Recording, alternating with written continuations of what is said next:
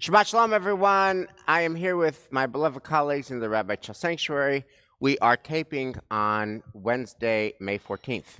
So the title of this conversation is two words that I read as the title of an article and also the content and substance of the article written by Larry Bacow when he was the president of Harvard, and he wrote this piece in Harvard Magazine in November and December of 2022.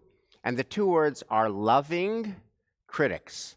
Loving critics. That kind of has the feel of an oxymoron, but in fact, I think it's a willed double entendre, which is, can the critique of a critic actually come from a place of love, so that the critics are actually loving by being loving critics? And for those of us who are not offering the critique, for those of us who are not the critics, can we love critics for the critique that they offer?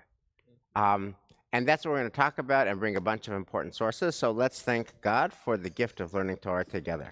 Baruch atah Adonai Eloheinu melech haolam, asher kitshanu mitzvotav v'tzivanu la'asok b'divrei Torah. V'harevna Adonai Eloheinu et divrei Toratcha b'finu u'b'fi amcha beit Yisrael. V'nihya anachnu v'tzatza'enu v'tzatza'ei amcha beit Yisrael. Kulanu yodei shemecha v'lomdei Toratecha lishma. Baruch atah Adonai hamelamed Torah la'amo Yisrael.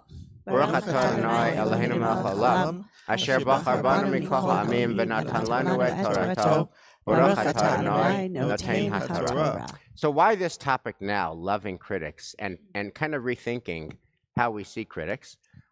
This has been a slow germinating topic in my soul for a long time, and I want to just kind of trace why this topic now. About a month or 5 weeks ago, a person who's in our daily minyan, comes regularly, an incredibly avid, robust, strong Israel supporter, said to me that they could no longer say the Mishaberach for the IDF. We say a Mishaberach for the IDF every morning and every evening, and this person is such a strong Israel person. And they said, I can't say the Mishaberach for the IDF anymore. And I said, why not? And they said, because it ends with V'yishlach baracha v'hatzlacha b'chol ma'aseh yedehem. May God send blessing and success in their every endeavor. And they said, I don't believe in this war anymore, and I'm really troubled by this war anymore. And so I can't pray that the IDF that's doing what it's doing now in Gaza should succeed. It just is too painful for me. So that felt really different. That felt really important. And then, of course, Michelle, your stories from March of the Living, both that you're at Nova saying Kaddish for the victims of Nova and hearing jets overhead making more dead in Gaza. We're saying Kaddish, and you're hearing jets that are making more fallen on the other side in Gaza 17 months later. That felt really important, just noting the unease of that whole moment for you. The statistic that you shared, that 8,000 Jews went on March of the Living to Auschwitz, Birkenau, and that 400 went to Israel, that 7,600 who cared enough about the Jewish story to go to Auschwitz couldn't complete the trip from darkness to light by going to Israel. That just felt deeply important. And obviously what all of that was about is an uncomfortableness, a lack of comfort with the war in Gaza now. And I just was struggling because I don't have vocabulary, and I don't have language, and I don't have categories to be critical of Israel. I've been a rabbi for 28 years. I've never been publicly critical of Israel, and it's just not my voice. And so I was just silent. But then the third thing that kind of really brought this topic to bear was the most recent podcast from Israel with Yossi Klein Halevi and Daniel Hartman, Israel at War.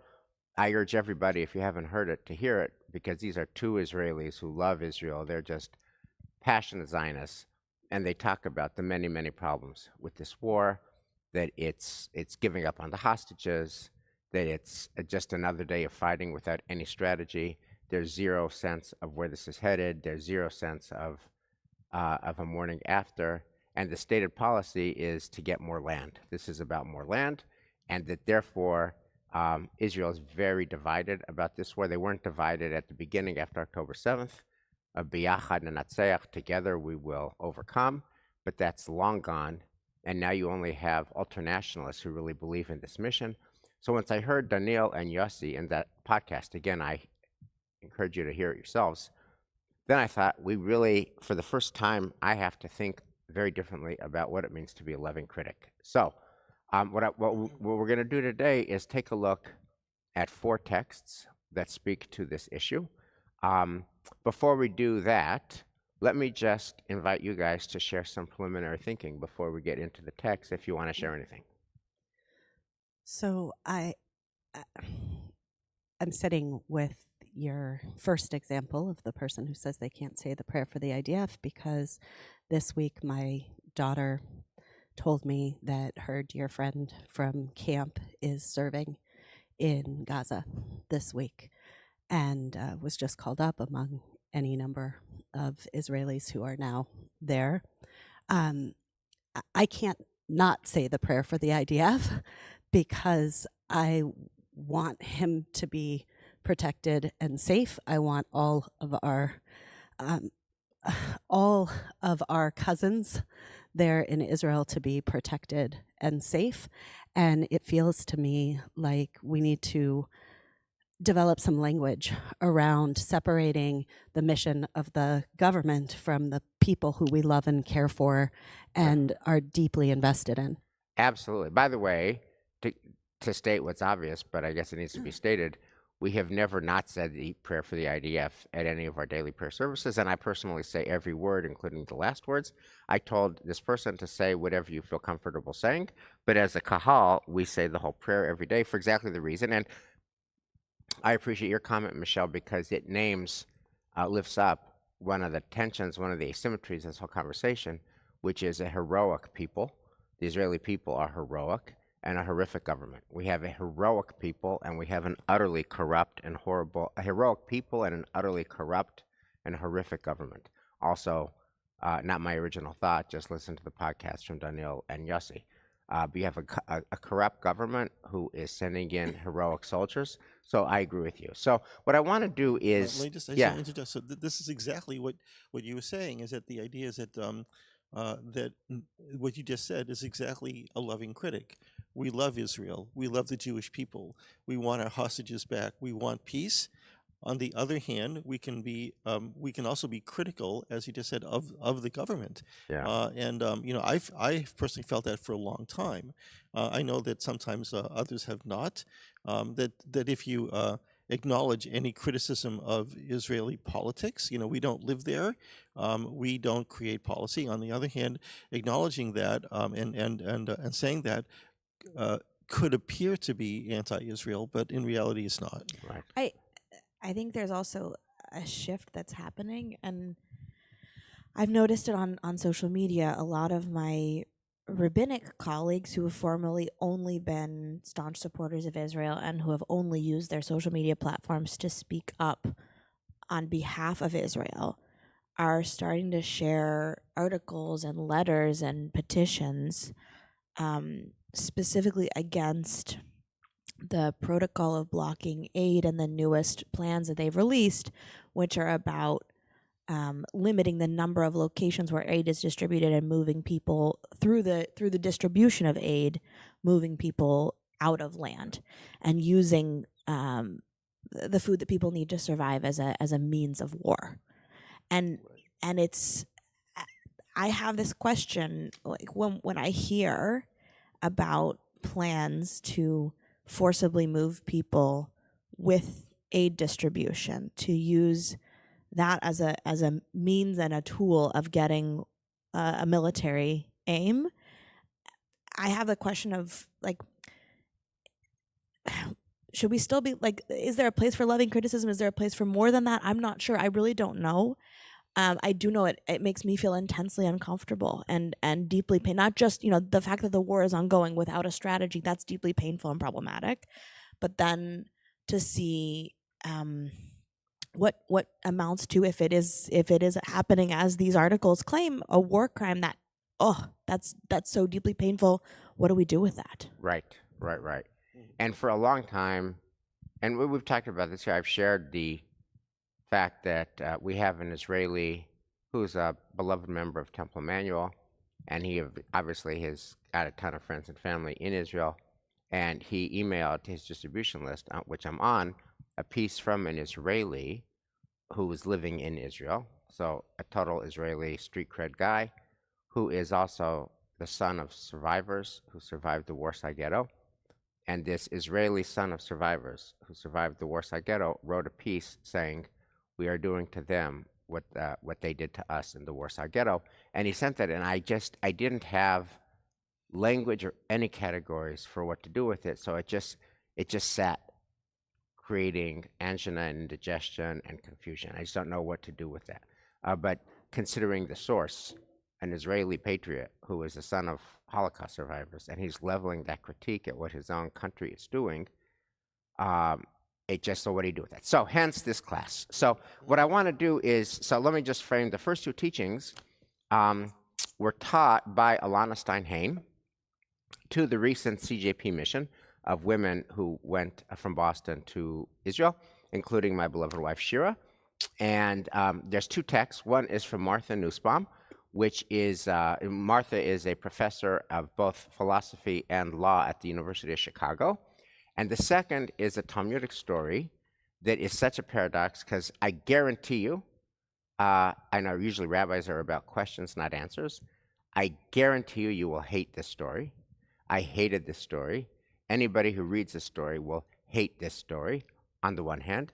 And it turns out this hateful story is so true. It's so deeply true. It's so evocatively true. And so we have to grapple with both of those texts. We'll start with that. So first, Martha Nussbaum. So Elisa, pick it up. National sentiment. National sentiment can play a valuable and even essential role in creating a decent society in which, indeed, liberty and justice are available to all. Attachments to good principles are not sufficient to motivate people to make big sacrifices. For this, we need a type of love, an emotion that is not simply abstract, but that conceives of the nation as a particular with a specific history, specific physical features, and specific aspirations that inspire devotion. In all its forms, patriotic love is pluralistic. Particularistic. It is modeled on family or personal love of some type. And in keeping with that origin or analogy, it focuses on specifics. This or that beautiful geographical feature, this or that historical event. The thicker it is in these respects, the more likely it is to inspire. We must insist that the truly patriotic attitude is one that repudiates orthodoxy and coercive pressure, and celebrates liberties of speech and conscience. In general, we need to cultivate the critical faculties early and continuously, and to show admiration for them, insisting that critical freedom, not herd-like obedience, is the mark of a true patriot. Lincoln and King express and inspire in others a profound love of America and a pride in her highest ideals. They do so, however, while constructing a narrative of America that is aspirational, foregrounding the best values to which America may be thought to be committed, and also deeply and explicitly critical, showing that America has failed to live up to her ideals. Both sound a note of critical yet hopeful rededication. Thanks, Lisa. So, colleagues, what is Martha Nussbaum saying? What is, fill in the sentence, to be a real patriot is to do what? Be critical. Be critical. But lovingly. Lovingly critical. Yes. Right. And why? What's the case for being lovingly critical? It's aspirational, as it's stated here, and this is like the conversation we just had about the different prophetic voices. The one of of the great aspiration of the lion and the lamb lying down versus the other reality. So this is really it's that same conversation. Right. Yeah. In But other, it feels not just about aspiration. It feels like when you are deeply in love with the ideals of the place that you live, and when you are voicing criticism, it's not just that you're aspirational, you're joining part of the project Yes. of building the ideal place. right. So you see what is, and you aspire to what should be, and you see the gap between what is and what should be, and true love is not saying, oh yes, whatever our master says is all good. True love is saying, wait a minute, this is the real, this is the ideal, there's a gap, we need to work on it. And real patriots note that gap between what is and what should be, even at painful cost. So I want to ask you, I mean, it's so telling at so many levels. Her examples, when she concretizes this, are President Lincoln and Dr. King. What meaning do you ascribe to her use of those examples in her concluding paragraph? What is it about first of all, what is it about Dr. King and President Lincoln that they have in common? And why those examples? They put their lives at risk. Yeah. They literally put their lives at risk. They died for their values. They died for their exactly. They died for their values. They didn't play it safe. Both were assassinated for their values. But it's not just that they were assassinated, they also both lived at a time where the country was coming apart at the seams, where people were falling apart, where there was such polar opposite ideals of what the country should be, and both presented a picture of potential unity and potential idealism that would bring people together. Right. And by the way, just to finish it, both paid with their lives, both held an ideal and saw the real, and both changed our country for the better. Right? Before President Lincoln, there was slavery. After President Lincoln, there was not slavery. Before Dr. King, there were no civil rights. And after Dr. King, there were civil rights, however imperfect and however much work we have to do, right? But both were huge difference makers. Slavery, no civil rights, and they paid with their lives. So here's my question to you guys. Do you think that our world, and by our world I mean America or Israel, we're kind of in a place that is so rich with challenge and with opportunity now? Is this kind of a President Lincoln or Dr. King moment in either America or in Israel or in both? Halavai, right? If only there was somebody who could rise up with that kind of optimistic, loving, aspirational growth opportunity rather than what we see today, which is tremendous polarization and inability to even begin to be in conversation about what that might look like. Like when I'm sitting in, talking with, our bus driver in Israel, and his vision of what the country should be is so profoundly different than somebody who is in a Haredi enclave that he says, if I see a Haredi person, I don't even want to talk to them. They're not part of the mission of this state. How do you form even an aspirational vision of what should be? Kal v'chomer, all the more so here in America as well. Right. So what I hear you saying, Michelle, is in fact there is a gaping disconnect in both America and in Israel between what is and what should be.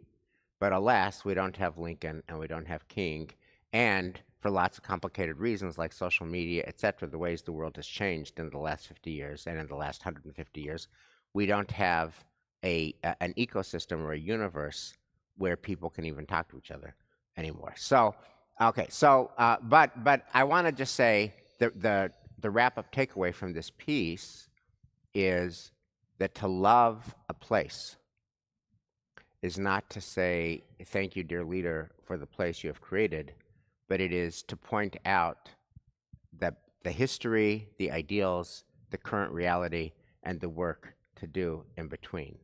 I want to I want to take a look now at this story. Again, I want to frame it by saying you will hate this story. But I did not hate this story. But hold on to it. Oh my God. 26 years later. 26 years later. Thank you, Michelle. Would you read the story that you love? I didn't say I loved it, but I Okay. did not hate it. Okay. Rava says, initially, I would say that there is no truth anywhere in the world. There was a certain one of the sages, and Rav Tavut is his name, and some say Rav Tavyomi is his name, who was so honest that if they were to give him the entire world, he would not deviate from the truth in his statement. He said to me, one time I happened to come to a certain place, and truth is its name, and its residents would not deviate from the truth in their statements, and no person from there would die prematurely. I married a woman from among them, and I had 2 sons from her. One day, his wife was sitting and washing the hair on her head. Her neighbor came and knocked on the door. He thought, it's not proper conduct to tell the neighbor that his wife is bathing. He said to her, she is not there. Since he deviated from the truth, his 2 sons died. The people residing in that place came before him and said to him, what is the meaning of this? He said to them, this was the nature of the incident, and he told them what happened. They said to him, please leave our place and do not provoke premature death upon these people. Right. So I want to just offer you Elana Stein Hain's read on this very puzzling story. Of course, a story with dead children here, 2 dead children, to me makes that a hateful story. But here's the interpretation of Elana Stein Hain, and once she offered it, now this is a key that unlocks history. This very challenging story is a key that unlocks history. This is Elana Stein Hain's read on it. What's the story about? So they live in a place where truth, capital T, the one truth, the only truth, the one only truth is the law of the land. And you can't deviate from that one law, that one truth. So now, even at the expense of his wife is bathing, and somebody knocks on the door, and he tells a white lie. My wife is indisposed. My wife is not here. And as a consequence of this minor white lie, my wife isn't here, when in fact she was here taking a bath, their 2 sons die. That's a pretty horrific story. What does it mean?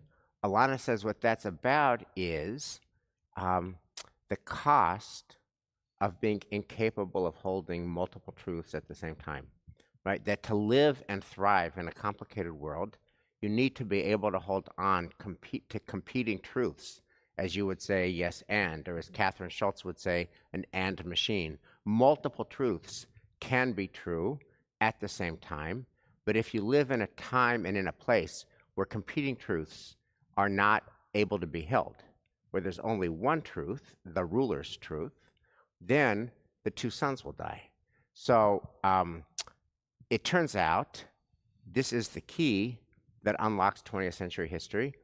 There is this, I think I've shared this before, but there was a weekend daily, about this organization in Germany with a German name I can't pronounce, whose sole mission is to find and bury dead people who died during World War II. And it turns out that Germany and much of Europe is literally a battleground where lots of dead and unburied soldiers remain. And in this, you can find it on the Weekend Daily from about a month or 6 weeks ago. There's a knock on the door of a nice young couple in Poland who just bought their house. They just are moving to their house, and there's a knock on the door, and it's from this organization that deals with unburied dead people. And they say to this nice young couple, I think there might be some dead German soldiers in your backyard.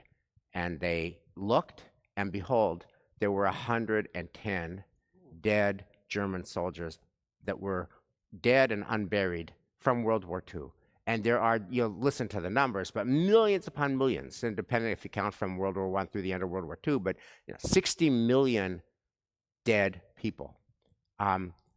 When fascism takes root, when there's just one truth, when you can't hold multiple truths, the 2 sons die. In fact, 60 million sons die. So this story was incredibly hard to hear, and it's hard to hear because it's incredibly true. it was interesting when I read this story. I was listening to NPR yesterday. They were covering some of the conversation that's going on around the tax bill cuts, specifically around Medicaid cuts. And one of the things that they noted is that in this conversation, both sides are bringing statistics that are actually completely inaccurate. That they're bringing what you might call white lies. Like their point is the same, but they're exaggerating either to say that many, many, many more millions of people are going to lose healthcare access and are going to be deprived and are going to die as a result of this, or that far fewer people are going to die and be deprived of this. And as I was reading this, I was thinking that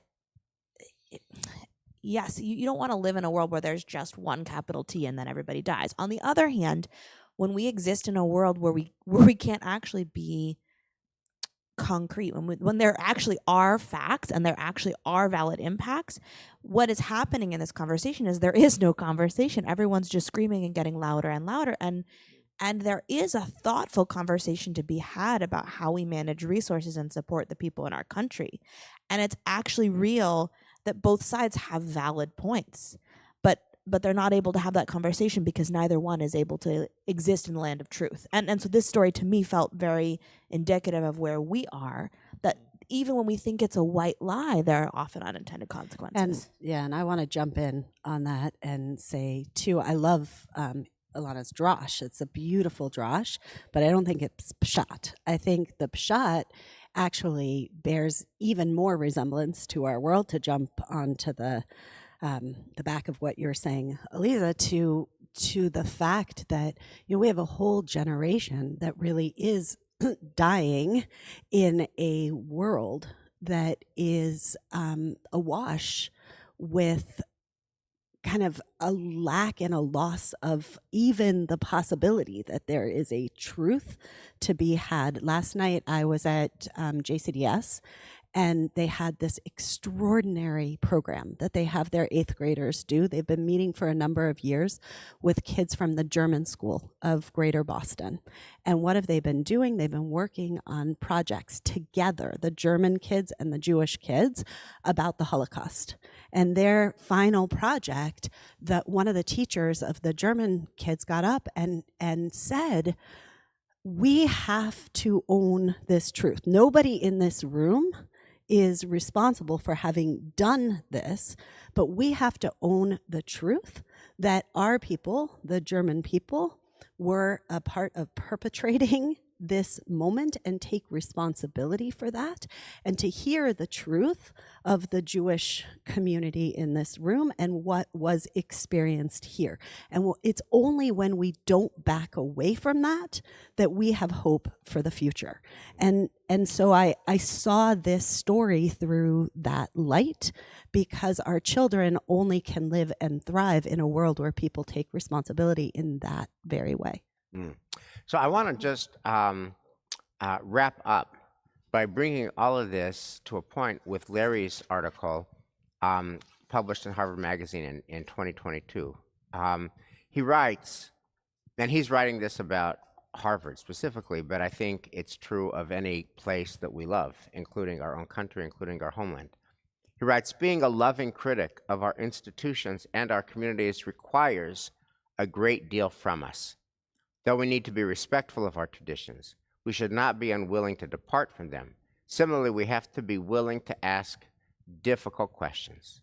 Where have we or our predecessors failed to live up to the values that we wish to embody in the present and transmit to the future? What went wrong? Who was hurt? How can we do better? And if you ask those questions and take those questions seriously, you're in the land of multiple truths. You're in the land of, this is where we are, that's true, and this is where we want to be, that's true, and there's a gap between where we are and where we want to be, and that gap is also true. That's a lot of multiple truths.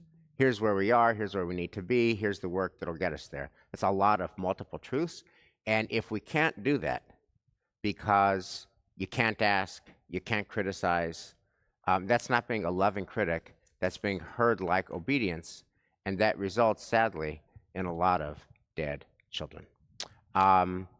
when you hear Larry wrote that in 3 years ago, what do you hear in his words? And what would you say is looking at Martha Nussbaum, loving critic, thinking about Dr. King, President Lincoln, looking at that haunting Talmudic story, and looking at Larry's piece about these staccato questions: what went wrong? Who was hurt? How can we do better? What do all these texts come together to teach us now? It's interesting to me because I feel like we should all be loving critics, but what's needed is actually more than being a loving critic, because I find it in some ways easy to be a loving critic of our country, of Israel. Like, it's easy for me to see with compassion the poor decisions that we are making and the ways in which those decisions differ from living up to our ideals. But that loving criticism doesn't fundamentally do anything. Like, the place that I feel like we need action is not just to be loving critics, but to do the work of approximating, getting closer to our ideal reality. And that's, I think, what's missing. Like, there's not a lot of loving criticism in the world right now, but I also, even more sadly, just don't see a lot of action to work to build the coalitions on either side. It feels like we're just coming apart rather than coming together, and that there's not a clarity of purpose and action that would create results. And loving criticism just, it doesn't do it. Right. And therefore what, Elisa? I'm really struggling with that. Like, therefore we should be doing something, but then, like, what's the something? What do we do? How do you mobilize? And it has to be more than just helping the person in front of you, but it also feels nebulous. It feels like, where's the there, and how do you go from here? And knowing you pick any issue, knowing that what's happening is not right, then what? Right. I mean, Dan? as a child of the '60s, of course, the world is not the same as it was. I mean, we did go out. I'm so grateful for you, Dan, because that means I'm not the oldest. So keep going, my friend. Yeah, I mean, we would go out, we would protest. We went to the Washington Mall. I mean, these are things that I did. Went to the Washington Mall. We protested, and those actions actually showed that we cared so much about this country that it did in the end make a difference. Now, Elisa, I think you're right that there's so much noise right now that we can't hear each other. And again, the world being run by social media is so much different. So I don't know what the answer is. If we could find a way to stop the world and reset, or find a Lincoln, or find a Dr. King, someone to step up into the fray and say, we have to stop, we have to listen to each other, we have to look at the reality. That's what we hope will happen, but I don't know how that can happen. Michelle, what's your wrap up? I don't know that it's a wrap up, but I'm thinking as you, Dan, are speaking that about the idea of the Israelis who are out on Saturday night at the protest and on Sunday morning showing up for their reserve duty. And I think there's something there about carrying multiple truths with us in a way that enables us to step up to what our moment needs from us, whatever it may be. So thank you, colleagues. I want to just put all this together with what we did the last few weeks. And it kind of specifically builds on Elisa's articulation of the problem, which is, what do we do about it? And because, just criticizing doesn't actually move the dial, what do we do? And because of the imponderability and impossibility of a readily available answer to that question, therefore Sarah Labaton's Torah that we shared the last 2 weeks was local peace, small peace, imperfect peace, shalom bayis, create a better home life, mipnei darchei shalom, create a better neighborhood. And that doesn't deal with the big questions, but at least you have more peace in your own Dalet Amot. And I sense that that's so far as it goes, and not really very satisfying, that we need something more. So I brought this teaching about being a loving critic to bear, here, I just want to name that it has two problems, of which Aliza mentioned one. One problem is it doesn't move the dial, just criticizing. The second problem, which is a prior problem, a threshold problem, is just so hard to do in both of our contexts. So in Israel, I mean, Sharon Brous once called this death by Israel sermons. Like you get up on a Shabbos morning and you deliver a critique of Israel, not in all congregations, not in her congregation at ECAR, but let's say in our congregation or other congregations. I was in dialogue with J Street this week and got no end of heat for that. So even being a loving critic, where where you're known to your community and you've been to Israel a million times and you've taken a ton of trips to Israel, right? You offer a critique of Israel, which, first of all, doesn't actually do anything, but second of all, it's hard to do because people can't hear it, and et cetera, et cetera. And in our country, it's crazy how the institutions that preserve our democracy have crumbled so fast, right? Crumbled so fast, from other branches of government to the media, et cetera, et cetera, et cetera.